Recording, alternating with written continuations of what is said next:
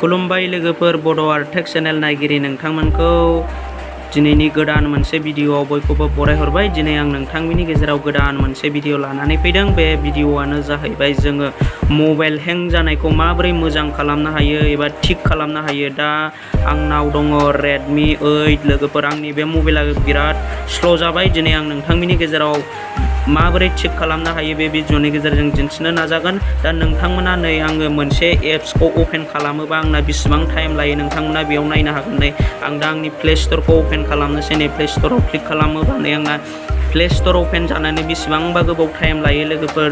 दामानि आंना बे मबाइला बिराद हें जानानै दङ।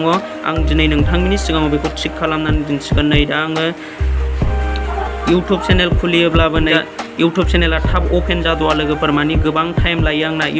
जिखुनु मोनसे एप्सखौ अपेन खालामोब्लानो आंना मानि थाब अपेन जाया लोगोफोर। दिनै आं बेखौ माबोरै स्पिडाव खालामनो हागोन, माबोरै फास्ट जागोन आंनि मबाइला, आं दिनै नोंथांमोननि सिगाङाव बे भिडिअनि गेजेरजों दिन्थिनो नाजागोन। दा नोंथांमोना जायफोर आंनि भिडिअखौ नायनो मोजां मोनो, भिडिअखौ जोबजासिम नायलांबाय थादो। फैदो बिदिब्ला आं दा भिडिअखौ स्टार्ट खालामनोसै। दा आङो बेखौ थिक खालामनो थाखाय आङो आंनि मबाइल सेटिंखौ नागिरनानै लानांगोन। दा आंनि मबाइल सेटिंखौ नागिरनोसै। नै आंना मबाइल सेटिंआ बेयावनो दङ। आं दा बे मबाइल सेटिंआव क्लिक खालामनोसै। मबाइल सेटिंआव क्लिक खालामनानै जोङो फार्स्टआवनो फन एबाउटआव लाबोनांगोन। आं दा फन एबाउटआव क्लिक खालामनानै होनोसै। फन एबाउटआव क्लिक खालामनानै जोङो मोनसे अपसनखौ नागिरनो थाखाय जोङो नैबाहाय क्लिक खालामनानै होनांगोन MI UI भार्जनाव। दा नोंथाङा जुदि डेभेलपार अपसनखौ नागिरनानै मोनाखैब्ला नोंथाङा नैबाहाय सातबार क्लिक खालामनानै होनांगोन MI UI भार्जनाव। दा आं MI UI भार्जनाव क्लिक खालामनोसै। बेयाव जायफोर डेभेलपार अपसनखौ नागिरना मोनाखै बेयाव सातबार क्लिक खालामबानो डेभेलपार अपसना श' जागोन लोगोफोर। नै दा आंना बेयाव नुनो मोनदों इउ आर अलरेडि ए डेभेलपार, मानि आंना अलरेडि डेभेलपार अपसना श' जाखानाय लोगोफोर। आं दा बे डेभेलपार अपसनखौ नागिरनोसै। जोङो डेभेलपार अपसनाव मोनथामसो सेटिं खालामनांगौ। दा नोंथांमोना नायलांबाय था जोङो मा सेटिंखौ खालामनानै लानांगौ डेभेलपार अपसननिफ्राय। दा आङो बेखौ नागिरनोसै। नै डेभेलपार अपसना नैबे एडिसनेल सेटिंआवनो थायो। दा आं बे एडिसनेल सेटिंआव क्लिक खालामनानै होनोसै। एडिसनेल सेटिंआव क्लिक खालामनानै जोङो स्क्रल डाउन खालामनानै जोङो लास्टआव नुनो मोनदों नोंथाङा डेभेलपार अपसन। आङो दा बे डेभेलपार अपसनाव क्लिक खालामनानै होनोसै।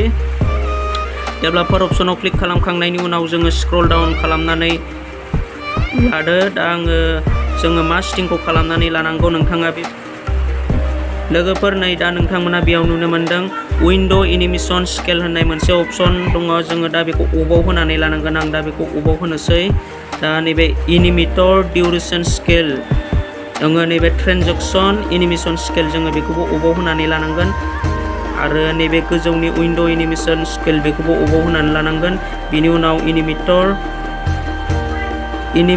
एनिमेसन अफ नै लोगोफोर एनिमेटर डिउरेसन स्केल, जोङो बेखौबो अफआव होनानै लानांगोन। दा जोङो मोनफ्रामबो एनिमेसनखौ जोङो अफआव होनानै लानांगोन। नै दा नोंथांमोना बेयाव नुनो मोनदों आङो आंनि प्ले स्ट'रखौ दा अपेन खालामनानै नोंथांमोननि सिगाङाव दिन्थिफिननोसै। नै आंना दहाय बेसेबां स्ल'मोन, दा बेसेबां फास्ट जाखो। नै आं दा प्ले स्ट'राव क्लिक खालामनानै होनोसै। नै क्लिक खालामनानै होनाय लोगो लोगो आंना एप्सआ अपेन जाबाय दानिया लोगोफोर। दहाय नोंथांमोना नुनो मोनदोंमोन आंना एप्स अपेन जानोनो बेसेबांबा गोबाव टाइम लायोमोन। दा नोंथांमोनाबो जायफोर नोंथांमोननि मबाइला हें जानानै दङ बेबायदिनो खालामनानै ला। नै दा आङो इउटुब चेनेलखौ खुलिनाय लोगो लोगो आंना इउटुब चेनेला अपेन जाबाय लोगोफोर। दा जोङो बेबायदिनो गाव गावनि हें जानायखौ जोङो बेबायदिनो थिक खालामनानै लानो हायो। आरो जोङो मोननैसो सेटिं खालामबावनानै लानांगौ दङ। दा जोङो बे सेटिंखौ माबोरै खालामो बेखौ नोंथांमोना बे भिडिअनि गेजेरजों नुलांगोन। दा आङो आंनि सेटिंआव क्लिक खालामनोसै। मबाइल सेटिंआव क्लिक खालामनानै जोङो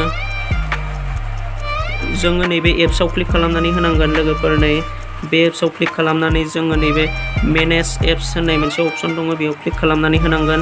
मेनेज एप्सआव क्लिक खालामनानै नैबेयाव गासिबो डाउनलड खालामनाय आरो फननि एप्स बेयाव श' जाजोबगोन लोगोफोर। नोंथांनि बबे एप्सआ बांसिन MB लानानै दङ नोंथाङा बेखौ क्लियार सेस खालामनानै होनांगोन लोगोफोर। नै दा आङो दा नोंथांनि सिगाङाव जिखुनु मोनसे एप्सखौनो क्लियार डाटा खालामनानै दिन्थिनोसै। नै नोंथांनि सिगाङाव नै दा आंना नैबे ब्लुटुथआ 128 MB जानानै दङ। जेला जोङो नैबे क्लियार डाटायाव क्लिक खालामगोन अब्लानो जोंना 128निफ्राय MBआ खमायगोन। नै दा नोंथांमोना नुनो मोनदों आङो जोङो दा नैबे अकेआव होनोसै नै 128 निफ्राय 118 MB ल'सै दा जोङो गासिबो एप्सफोरखौनो बेबायदिनो खालामनानै लाजोब होनबानो नोंथांनि मबाइला स्ल' जानायनिफ्राय बासायगोन लोगोफोर नै दा आंनाव क्रोम ब्राउजार आं दा बे क्रोम ब्राउजारखौ नै आंना क्रोम ब्राउजारा गोबां MB जानानै दङ लोगोफोर 702 MB जानानै दङ आं दा नोंथांनि सिगाङाव बेखौ खमायनानै दिन्थिगोन लोगोफोर नै दा 700 MB निफ्राय 702 MB निफ्राय नै आं दा बेखौ क्लियार डाटा खालामनोसै नैबे गाहायनि क्लियार केसआव होनोसै आङो क्लियार केसआव दा बेयाव क्लिक खालामनानै अकेआव होनोसै नै आं दा अकेआव होनोसै नै 207 निफ्राय नै आंना MBआ खमायबाय लोगोफोर नै 700 बेसेबांमोन नै दा आंना नै 206 MB ल'सै लोगोफोर दा जोङो बेबायदिनो गासिबो एप्सफोरखौनो बेबायदिनो खमायहोनानै लादो नै दा आंनाव 80 MB दंना नोंथांमोना बेयाव नुनो मोन्दों आंनाव 80 MB दङ नै दा बे डाउनलड एप्सआ माने 80 MB जानानै दङ आं दा बेखौ क्लियार केसआव होनानै माने बे MBखौ खमायहोगोन माने नै क्लियार केसआव होनोसै आङो नै दा 61 MB ल'सै लोगोफोर दा जोङो बेबायदिनो मोनफ्रोमबो एप्सखौ बेबायदिनो MBखौ खमायहोनानै लानांगौ होनबानो जोंना मबाइला स्पिड जागोन आरो नोंथांनि मबाइला हें जानायनिफ्राय बासायगोन लोगोफोर दा दिनैनि भिडिअआ बेखिनियानोसै नोंथांमोना आंनि बे भिडिअखौ नायनानै माबायदि मोनदों कमेन्ट खालामदो अननानै मोजां मोनदोंब्ला नोंथाङा आंनि चेनेलाव दिनैसो गोदानै फैदोंब्ला चेनेलखौ साबस्क्राइबजों लोगोसे लाइक खालामनानै गालांदो आं नोंथांनि सिगाङाव बेबायदिनो इन्टारेस्टिं भिडिअजों लोगोसे बेबायदिनो हेल्पफुल भिडिअ लाबोबाय थानो नाजागोन आं दिनैनि भिडिअखौ बेखिनियावनो दोनथ'नो सानबाय नेक्स्ट भिडिअ थाबैनो लोगो मोनफिनगोन भिडिअखौ जोबजासिम नायनायनि थाखाय थेंक्स फर वाचिं लाभ इउ बाय बाय लोगोफोर।